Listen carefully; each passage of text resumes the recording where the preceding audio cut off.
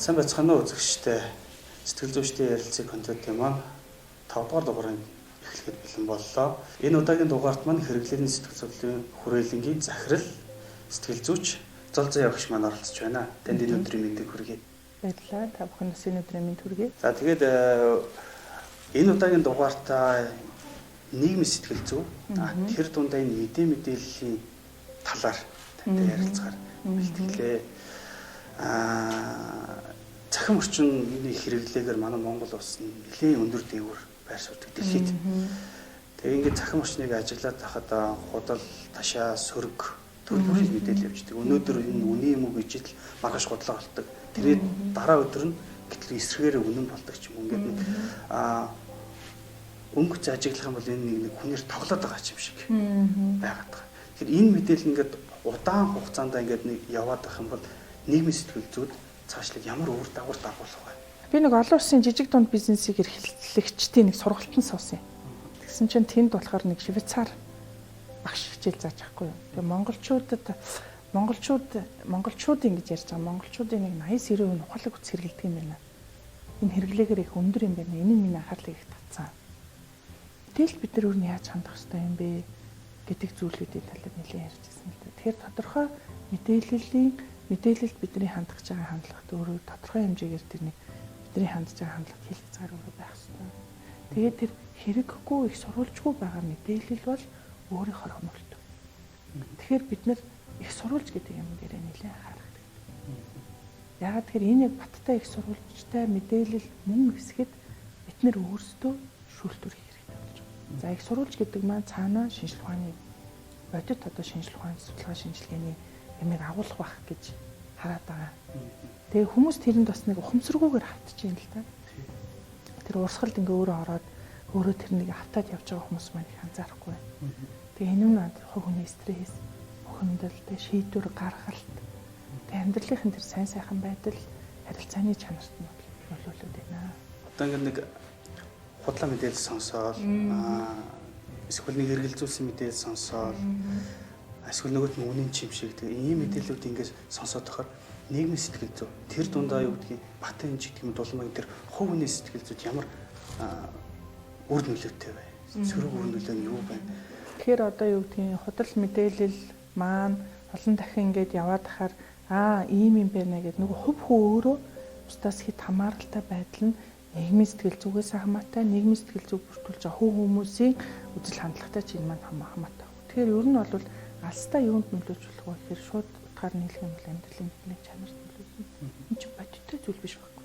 Тэгэхээр альва яг амьдралынхаа одоо жижигээс том бүх шийдвэр гаргалтуудад бодит бус хандлагууд үүснэ.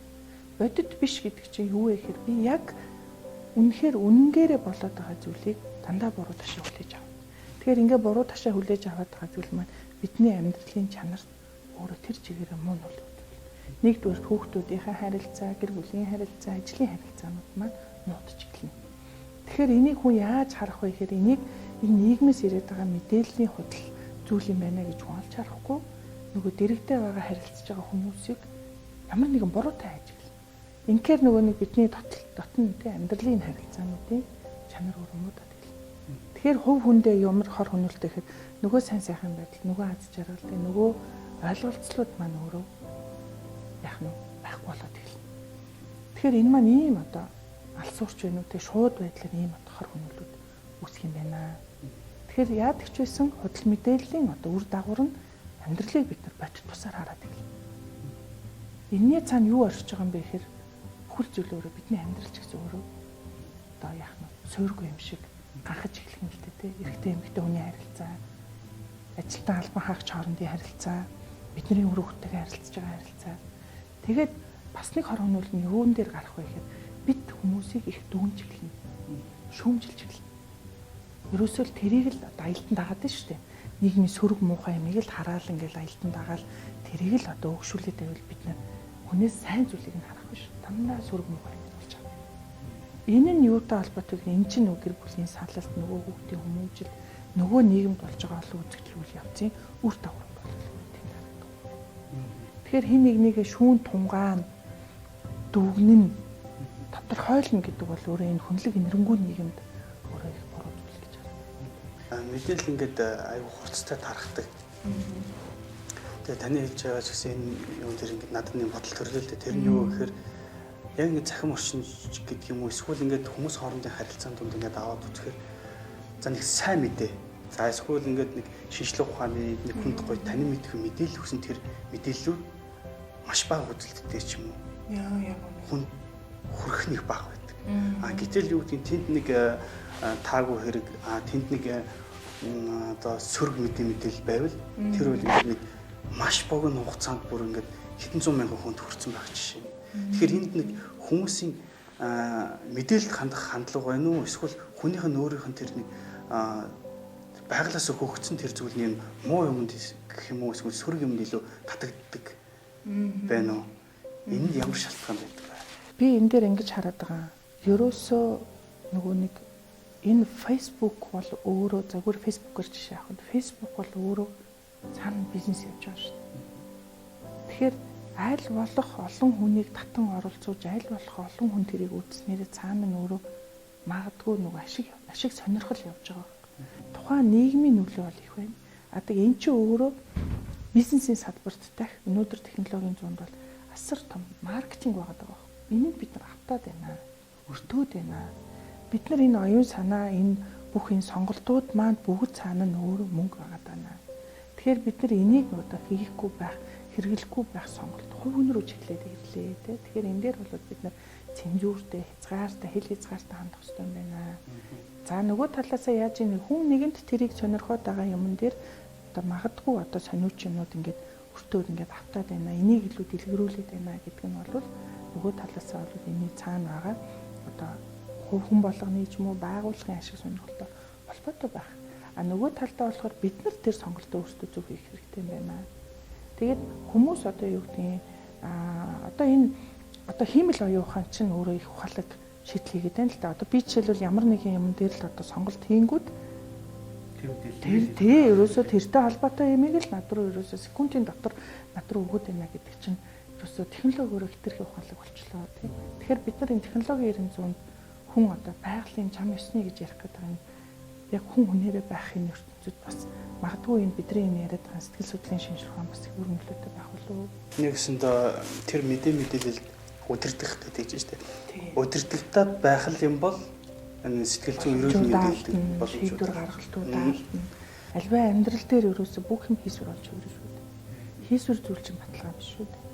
Ерөөсө шинжлэх ухаан бодит зүйлийн талаар ярьдаг, бодит жишээнүүдийн талаар ярьдаг шүү дээ.